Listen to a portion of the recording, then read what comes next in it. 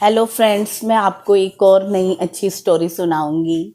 ये स्टोरी मैंने अपनी स्कूल की लाइब्रेरी में पढ़ी थी। एक बार एक लड़का होता है, 21 साल का होता है, अच्छा समझदार, अपनी एजुकेशन कंप्लीट कर लेता है और जॉब की तैयारी में होता है और कम्पिटिटिव एग्ज़ाम इंटरव्यूज़ की तैयारी कर रहा होता है।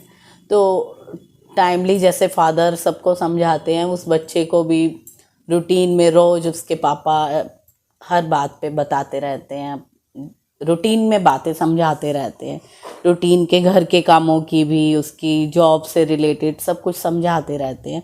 वो कई बार गुस्सा भी हो जाता है और सोचता है कि पापा बार बार मुझे टोकते रहते हैं, बार बार समझाते रहते हैं।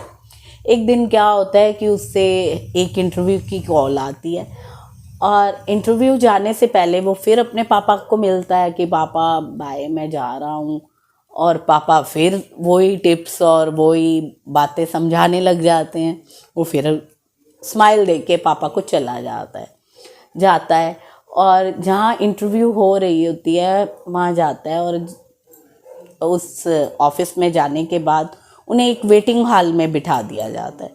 बहुत से कैंडिडेट्स होते हैं और वेटिंग हॉल में जब वो कैंडिडेट्स को देखता है और मन ही मन कुछ ना कुछ सोचता रहता है।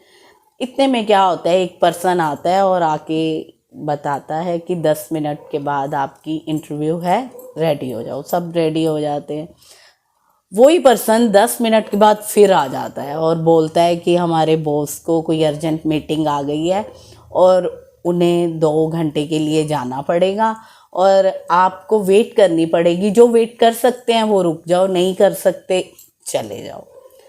पहले सोचता है चला जाता हूँ, फिर जब पापा की बात याद आती है, ऐसे पेट्रोल वेस्ट नहीं करना चाहिए, फिर उसको ये लगा अब जाऊँगा और 2 घंटे के बाद फिर वापस आऊँगा, तो वो वहीं रुक जाता है।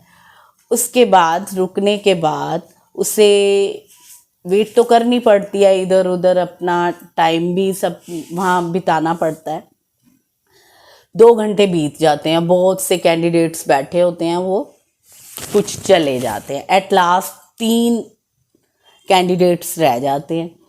अब सोचता है चलो कोई बात नहीं, इतना टाइम हो गया तो कॉल आएगी। इतने में उसी ऑफिस का पीएन फिर आ जाता है और बोलता है कि आपको 10 मिनट और वेट करनी पड़ेगी क्योंकि हमारे बॉस ने लंच नहीं किया, उन्हें लंच ब्रेक लेनी है। फिर सोचता है अब लंच ब्रेक लेंगे, पता नहीं कितना टाइम लगाएंगे। चलो 3 कैंडिडेट्स बैठे थे और उनमें से 2 उठ जाते हैं, चलते हैं भाई, पता नहीं इंटरव्यू आज होती भी है या नहीं होती, चलते हैं। एक वही लड़का रह जाता है, बैठा रहता है, कहता चलो जहाँ इतनी 2.5 घंटे हो गए, आधा घंटा और सही, बैठ जाते हैं। 10 मिनट के बाद जब वो बिल्कुल अकेला होता है तो वही ऑफिस बॉय फिर बुलाने आ जाता है उसे कि अब आप रेडी हो जाओ और आपको अंदर बुलाया है। चलो ठीक है, वो जाने लगता है, जाता है। और जब वो अपने वेटिंग हॉल से बॉस के रूम तक जाते वक्त उसे रास्ते में एक कॉरिडोर भी मिलता है। उस कॉरिडोर पे एक साइड देखता है टैप चल रही है, वॉश बेसिन पे वो भी चल रही है, इधर कुछ कारपेट बिखरा पड़ा है नीचे। फिर उसके बाद देखता है कि थोड़ी सी आगे एक फाइल गिरी पड़ी है। वो सबसे पहले टैप को बंद करता है, टैप को बंद करने के बाद फिर वो कारपेट को सीधा कर देता है, फाइल उठा के टेबल पे रख देता है। थोड़ा सा आगे रूम तक पहुंचता ही है कि गेट के पास पेन पेपर सामान बिखरा पड़ा नीचे। वो उठा लेता है, वो उठा के साइड पे रख देता है टेबल पे। और इतने में नॉक करता है, अंदर से आवाज़ आती है और वो अंदर जाता है और जाते ही अभी चेयर पे बैठता ही नहीं है और बॉस उसे कहते हैं you are selected for this job. बड़ा हैरान सोच में पड़ जाता है और सोच के एकदम हैरानी में पूछता है कि आपने ये जॉब मुझे किस बेस पे ऑफ़र की? आपने अभी तक मेरी फ़ाइल नहीं देखी, आपने मेरे से कोई क्वेश्चनिंग नहीं की।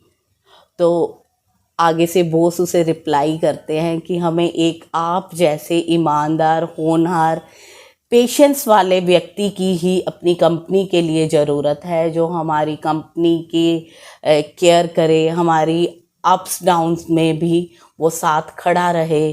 कभी कोई मुश्किल आए तो उसकी आंखों में आंसू आ जाते हैं और अपने फादर को याद करता है। वो कहते हैं कि हमें ऐसा ही एक व्यक्ति चाहिए जो हर टाइम हमारी हेल्प करे, हमारे साथ खड़ा रहे। थैंक्स बोलता है बॉस को और चला जाता है, और घर जाके सबसे पहले अपने पापा को गले लगा के रोने लगता है और अपने पापा का थैंक्स करता है और पापा को बताता है कि आज जो जॉब मुझे मिली है वो मुझे मेरी अपनी पढ़ाई के बलबूते पे नहीं मिली। मुझे जो शिक्षा आपने टाइमली रोज़ देते थे, जो आप मुझे बताते थे, वो उसी बात की मुझे आज जॉब मिली है। थैंक्स करता है और रोने लगता है। और आपको ये स्टोरी कैसी लगी? ये बच्चों के लिए है। बच्चे कई बार ऐसी पोजीशन में आ जाते हैं कि अपने आप को ये सोचते हैं कि हम बड़े हो गए हैं, और ऐसा लगता है कि पेरेंट्स हमें टोक रहे हैं, तो उनके लिए है। Thank you. कैसी लगी कमेंट में ज़रूर बताना। Thanks. Have a nice day.